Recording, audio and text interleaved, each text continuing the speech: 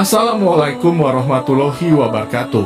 Kembali lagi di channel INTV, TV Masa Depan. Saya akan membahas tentang cerita ulama dan beberapa waliullah. Sebelum lanjut, jangan lupa subscribe terlebih dahulu. Terima kasih. Kisah karomah waliullah Kiai Ali Masud Purworejo Sidoarjo tidur di dalam air 3 hari. Mbah Ali Masud atau biasa dipanggil Kiai Ali Masud atau Gus Ud alias Bahud dikenal oleh dunia santri dan masyarakat umum sebagai waliullah sehingga kerap disebut wali tanah Jawa. Kisah karomah Kiai ini sudah kondang. Bahkan sejak masa kanak-kanak tanda kewaliannya telah tampak.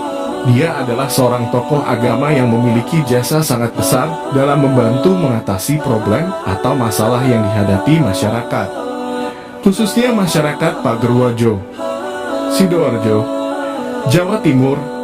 Pada umumnya masalah yang dihadapi masyarakat masalah sehari-hari seperti masalah ekonomi, pribadi, masalah usaha dan lain sebagainya. Ali Masud dikenal masyarakat karena kelebihan yang beliau miliki yang tidak dimiliki oleh manusia biasa pada umumnya. Kelebihan yang diberikan Allah Sud, beliau seringkali diminta bantuan doa oleh masyarakat untuk mengatasi problem kehidupan.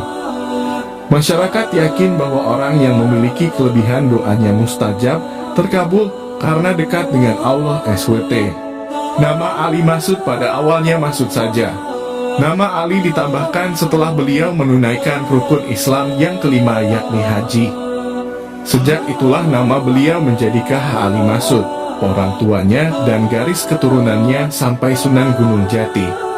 Masyarakat desa Purworejo dan umum meyakini bahwa beliau merupakan salah satu waliullah. Jika disebut Ali Masud, orang yang pernah bergaul dengan beliau akan teringat dengan sosok dan karakter beliau yang bertubuh kecil dan sederhana, namun memiliki sikap yang tegas dan bijaksana. Beliau seorang wali Allah yang luar biasa sekali, hingga tidak ada satupun para ulama di tanah Jawa ini yang tidak kenal beliau. Jika dilihat dari garis nasabnya, beliau juga masih keturunan dengan Sayyid Barudin bin Ali Akbar bin Sulaiman. Ali Masud mendapat derajat kewalian semenjak masih kecil, sangat nakal dan banyak tingkah, hingga membuat sang ayah memarahinya. Sang ayah konon yang alim dan mengajar ngaji di rumahnya. Di saat beliau mengajar ngaji sering terganggu oleh teriakan-teriakan Ali Masud tersebut. Pernah suatu ketika ayahnya sangat marah atas kelakuan dirinya karena tidak bisa diam dan selalu teriak-teriak dengan memakai kuda-kudaan yang ia tumpangi sambil berlarian dan lompat-lompat. Selalu begitu tanpa melihat waktu yang kurang tepat dan tidak peduli ayahnya sedang mengajar ngaji. Karena suara Gus Ud sangat mengganggu, sehingga ayahnya membentak dan marah sekali. Semua yang hadir sangat kaget dan takut mendengar bentakan ayah Gus Ud tersebut, tak terkecuali Gus Ud sendiri. Saking takutnya, Gus Ud melarikan diri dan dia menghilang selama 3 hari. Dia tidak kelihatan sama sekali, jadi keadaan menjadi sepi tidak seperti biasanya. Kesepian tersebut baru menyadarkan hati ayahnya.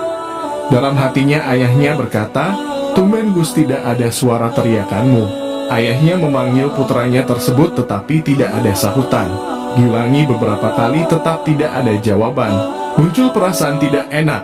Maka ayahnya menyuruh santri yang dari Pasuruan untuk mencari Gus Ud kecil itu. Akhirnya santri tersebut mencari Gus Ud kecil kemana-mana, namun tidak membuahkan hasil. Orang tuanya semakin khawatir sebab Gus Ud tidak kunjung ditemukan. Akhirnya orang tuanya mengerahkan semua santri dan masyarakat sekitar untuk mencari Gus Ud. Konon pencarian tersebut sekitar kurang lebih 3 hari. Setelah sekian lama melakukan pencarian kemana saja Gus Ud tidak ditemukan. Salah seorang santri yang merasa kelelahan akhirnya berniat mandi di kamar mandi. Ia berharap dengan mandi rasa lelahnya akan hilang. Si santri tersebut masuk ke kamar mandi dan mengguyur badannya dengan air, lalu menggosoknya dengan sabun. Pada saat ia memakai sabun, matanya tertuju pada sebuah benda di kamar mandi. Rasanya ada pemandangan yang ganjil di dalam kolam kamar mandi. Seperti ada ikan yang besar di dalam kolam tersebut. Sesekali bergerak pelan, lalu diam lagi. Dia dekati pandangannya ke air kolam tersebut dan memang benar ada sesuatu yang besar terbungkus kain sarung. Spontan saja si santri merasa ketakutan dan berlari keluar kamar mandi tanpa memakai baju. Setelah ia memakai baju langsung lapor kepada kiainya yang tidak lain adalah ayahnya Gus Ud. Dilaporkan apa yang terjadi, sang kiai bergegas menuju kamar mandi tersebut. Karena heboh, para santri dan masyarakat juga ikut menuju kamar mandi. Sampai semua di kamar mandi, sang kiai melihat ke arah kolam dan memang benar ada benda besar di dalam kolam. Diambilnya kayu yang agak panjang untuk menyentuh sesuatu yang ada di kamar mandi tersebut. Saat tersentuh kayu, benda tersebut bergerak-gerak tidak cepat. Tiba-tiba terbuka bungkusnya yang ternyata sarung yang dipakai selimut, dan lebih mengagetkan lagi, ternyata sesuatu tersebut bukan benda melainkan anak kecil. Dia terduduk setelah tersentuh kayu dan semua terbengong ketika melihat bahwa anak kecil tersebut ialah Gus Ud yang selama ini mereka cari. Ayahnya bertanya kepada Gus Ud. Gus Ud menjawab, "Lagi tidur ayah, saya ngantuk." "Sejak kapan kamu tidur di situ?"